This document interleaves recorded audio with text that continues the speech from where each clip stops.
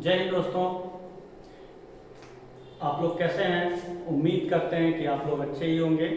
आज फिर से आपका हमारे YouTube चैनल जिया एंड दिया इंग्लिश क्लासेस में फिर से स्वागत है।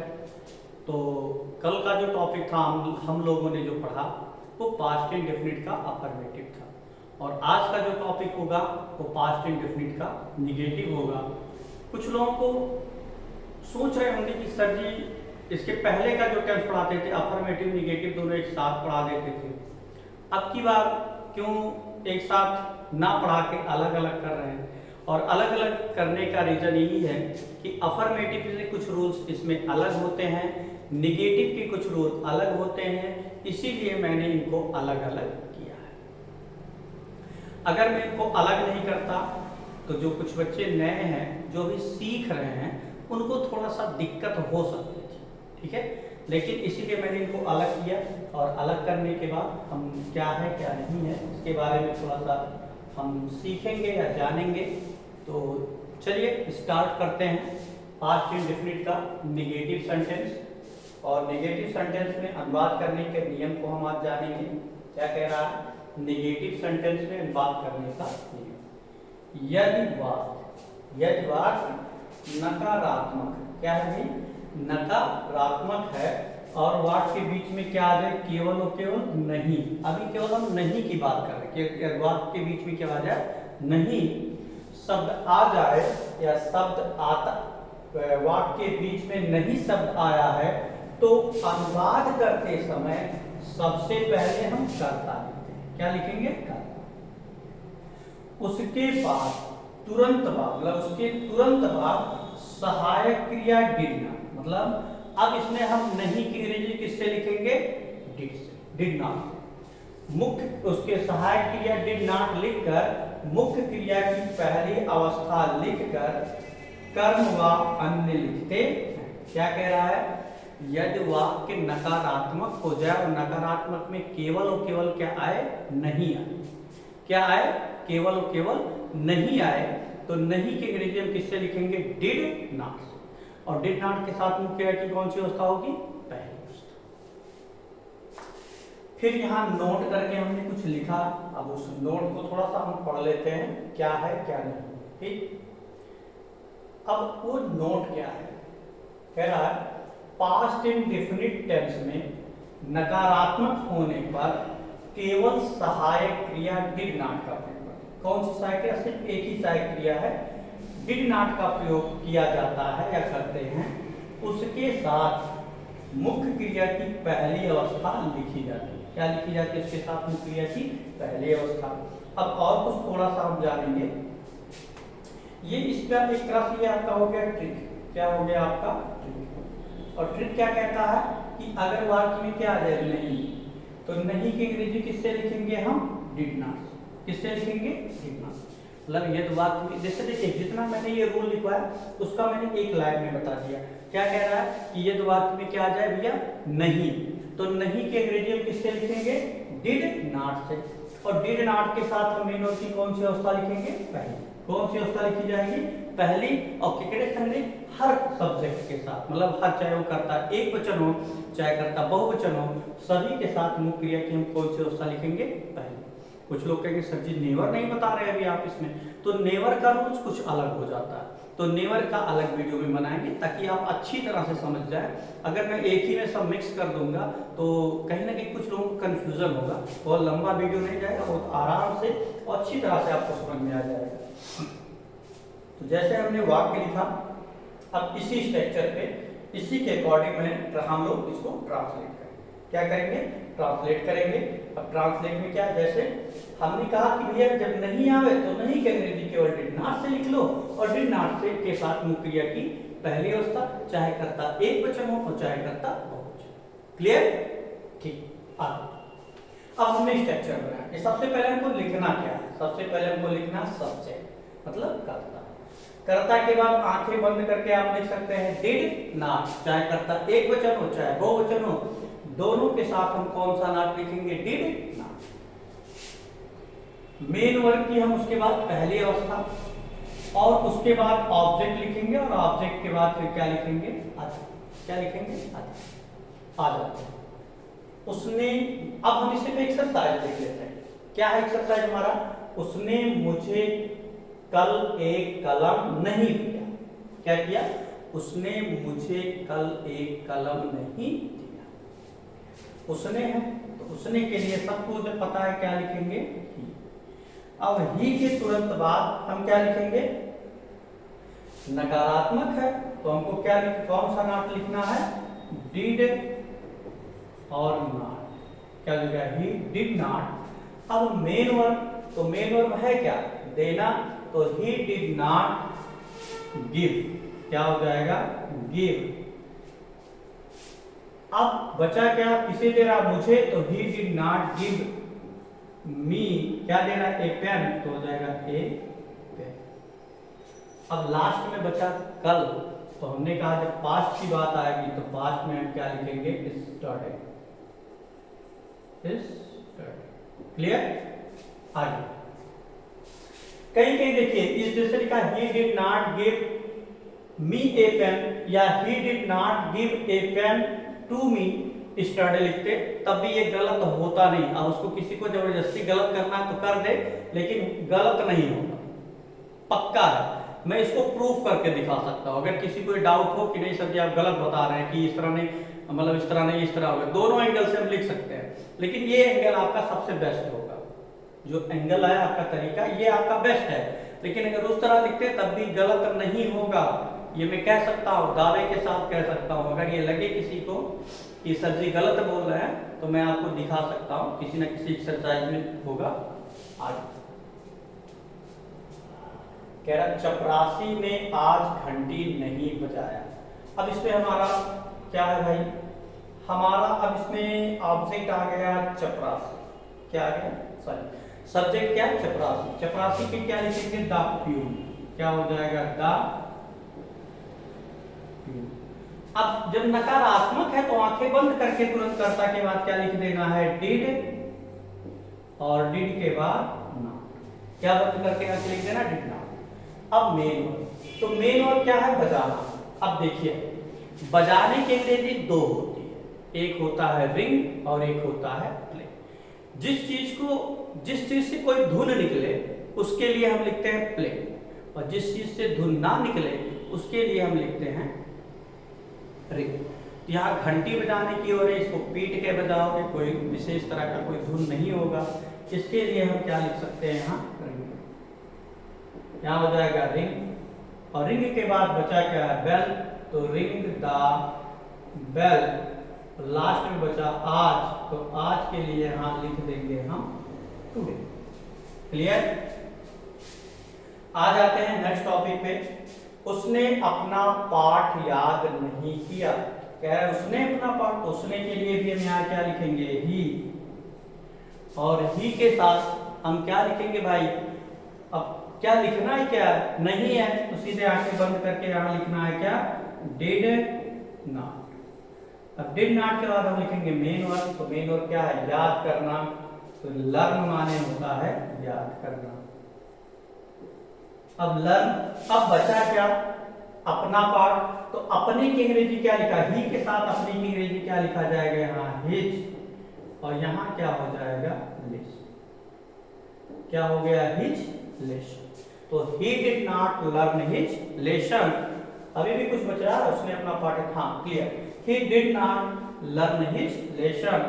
उसने अपना पाठ याद नहीं किया। और आगे वह देर से नहीं आया, तो वह है तो फिर वह के लिए यहाँ लिखेंगे ही। नकारात्मक है तो कौन? नॉट। Did not. और डिड नॉट के बाद हम लिखेंगे मेन वर्ब। तो मेन वर्ब है आना, तो क्या हो जाएगा? Come. He did not come. और उसके बाद है देर से, तो he did not come late. क्या हो जाएगा? He did not come late. अगला है मैंने तुम्हें आज एक कलम नहीं दिया। क्या? मैंने तुम्हें आज एक कलम नहीं दिया। मैंने है तो मैंने की अंग्रेजी क्या लिखी जाएगी भाई? आज। क्या हो जाएगा? आज। क्या हो जाएगा? थोड़ा सा ऊपर कर लेते हैं और हम देखते हैं क्या है। मैंने तो महीने की अंग्रेजी हम क्या लिखेंगे? आई। क्या लिखा जाएगा? आई। यहां हम लिख देंगे आई। क्या हो गया? आई। और नकारात्मक है तो आंखें बंद करके क्या लिख सकते हैं? डिड और नॉट। तो आई डिड नॉट। अब मेन वर्ब क्या है? दिया, मतलब देना। तो आई डिड नॉट गिव।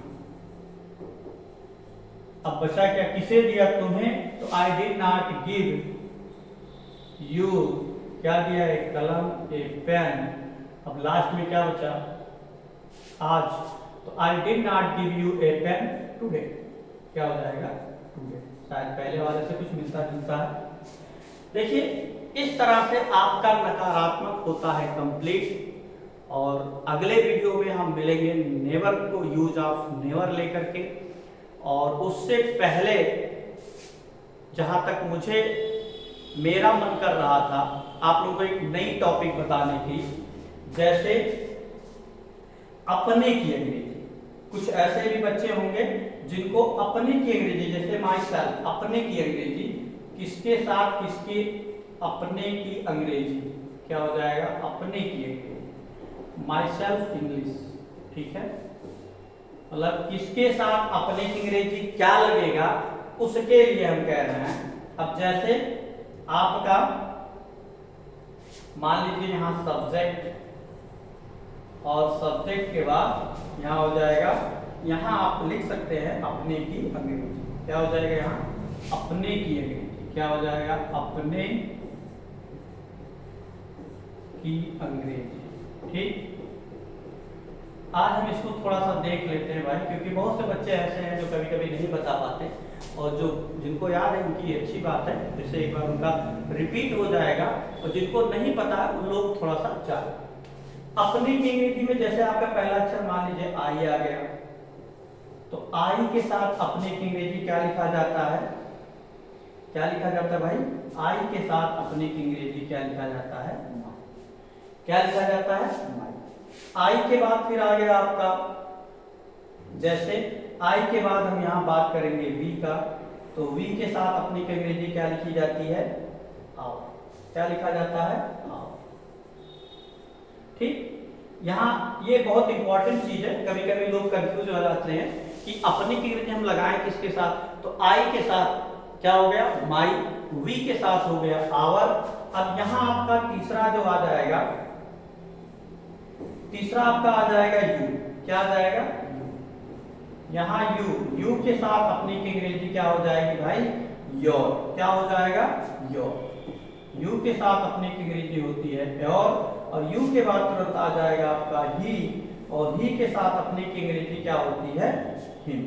क्या हो जाता है आपका? हिम। क्या हो जाता है? हिम। अभी 4 सीखे और सीखते हैं हम।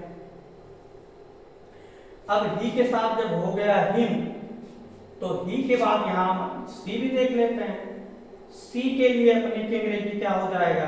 अब सी के लिए जो अपनी की अंग्रेजी हम लिखेंगे तो हो जाएगा यहां आपका हर। क्या हो जाएगा? हर। ध्यान से देखिए कि आई के साथ अपनी की अंग्रेजी माई, वी के साथ आवर, यू के साथ योर, ही के साथ हिम, सी के साथ हर। और देख लेते हैं। अब अगला जैसे इट, सॉरी इट नहीं दे, हम दे देख लेते हैं। यहां आपका हो गया अगला दे, और दे के साथ अपनी अंग्रेजी क्या लिखा जाता है? इसको दियर कहा जाता है। भाई ध्यान दीजिएगा, कभी कभी आप देयर और दियर में कंफ्यूज हो जाते हैं। तो THERE होगा तो देयर, और THEIR होगा तो दियर पढ़ेंगे। इसको हम क्या पढ़ेंगे? दियर। अब दियर के बाद हो गया आपका ये, अगर मान लीजिए कहीं आप बहुवचन है, क्या है? बहुवचन है, तो उसके साथ अपनी अंग्रेजी क्या लिखेंगे? उसके साथ अपने की अंग्रेजी हम क्या लिखेंगे? उसके साथ भी हम लिखेंगे दियर। क्या लिखा जाएगा भाई? दियर। इन दोनों के साथ क्या लिखा जाएगा? दियर। ध्यान रहे, या ऐसे ही कर देते हैं। अगर दे है और दे के साथ साथ, या दे है या कोई बहुवचन करता है, उसके साथ अपनी की अंग्रेजी लिखना है, तो इसके साथ अपनी की अंग्रेजी क्या लिखा जाता है? दियर। ध्यान रखें। अगर कोई मेल है, मतलब इन ये दोनों ही और सी दोनों एक वचन है, लेकिन अगर कोई पुरुष का नाम दे दिया, किसका नाम दे दिया, पुरुष का, तो उसको मान लेते हैं ही, और पुरुष के साथ अपने की अंग्रेजी क्या लिखा जाएगा। एक मिनट देखिए, थोड़ा सा गलती हो गई, उसके लिए सॉरी। यहाँ हिम नहीं बल्कि हिज होता है, ही के साथ अपनी की अंग्रेजी हिज होता है। तो अब यहाँ क्या होगा, जब कोई मान लीजिए पुरुष आ गया और उसके साथ अपने की अंग्रेजी लिखना, तो अपने की अंग्रेजी क्या हो जाएगा, हिज। जाने रहिएगा, पुरुष आने पर क्या हो जाएगा, हिज। अगर मान लीजिए कोई स्त्री का आ गया नाम और उसके साथ अपने की अंग्रेजी लिखना है, तो उसके की अंग्रेजी अपने साथ क्या लिखा जाएगा, हर। क्या लिखा जाएगा, हर। तो इस तरह से जैसे जिन लोगों को कभी कभी दिक्कत, जैसे हम एक्सरसाइज जब करवाते हैं आप लोगों से, यहाँ जब आप एक्सरसाइज आपसे कराया जाता है, मैं करता हूँ उसमें से, तो उसमें कभी कभी लोगों को कंफ्यूजन हो जाती है कि सर इसके साथ अपनी की अंग्रेजी क्या लगेगा। तो आज मैंने यहाँ लिख करके कंप्लीट कर दिया कि भैया कोई आई है तो आई के साथ अपनी की अंग्रेजी हम क्या लिखेंगे, माई। वी है तो वी के साथ आवर, यू है तो योर, ही है तो हिज। अगर ही ना करके किसी व्यक्ति का नाम दे दिया, क्या दे दिया, व्यक्ति का नाम दे दिया, तो व्यक्ति के साथ अपनी की अंग्रेजी क्या लगता है, हिज। या सी है, सी के साथ अपनी की अंग्रेजी क्या लगता है, हर। या कोई स्त्री का नाम दे दिया तो उसके साथ अपनी की अंग्रेजी क्या लिखेंगे, हर। दे है या कोई बहुवचन है तो उसके साथ अपनी की अंग्रेजी क्या लगेगा, अब इसी में इट है तो इट के साथ अपनी की अंग्रेजी क्या लिखा जाता है, इट्स। क्या लिखा जाता है, इट्स। यहाँ इट के साथ अगर हम बात करें तो इट के साथ अपनी की अंग्रेजी क्या लिखा जाता है, ठीक। अब इस तरह से आपका नेगेटिव सेंटेंस तो होता है complete use of not, only not in past and definite tense, मतलब पास्ट एंड डेफिनिट केवल नकारात्मक केवल नहीं आए, उस टॉपिक को भी हम कंप्लीट किए। और उसके साथ साथ हमने सीखा क्या कि अपने की अंग्रेजी किसके साथ क्या लिखा जाता है, ये भी सीखा। और इसके साथ आज का ये क्लास यहीं पर होता है खत्म। तो तक के लिए अगले वीडियो में हम फिर आपसे मिलेंगे। हमारे YouTube चैनल से आप जुड़े रहिए, बने रहिए, और अगर वीडियो पसंद आए तो आप ज़रूर लाइक, कमेंट और शेयर कीजिए, या जिन लोगों तक अभी ये नहीं पहुंचा है उन लोगों तक भी पहुंचाने का कष्ट करें, ताकि उन लोगों का भी किसी का भला हो सके, जिससे अधिक से अधिक बच्चे पढ़ सकें और उनका एक तरह से कहीं ना कहीं उनके लिए ये प्लस पॉइंट हो। मैंने इसी चीज़ को ध्यान में रख करके ये वीडियो बना है। तो तब तक के लिए मिलेंगे हम कल नेक्स्ट अगले क्लास में। तब तक के लिए जय हिंद, जय भारत।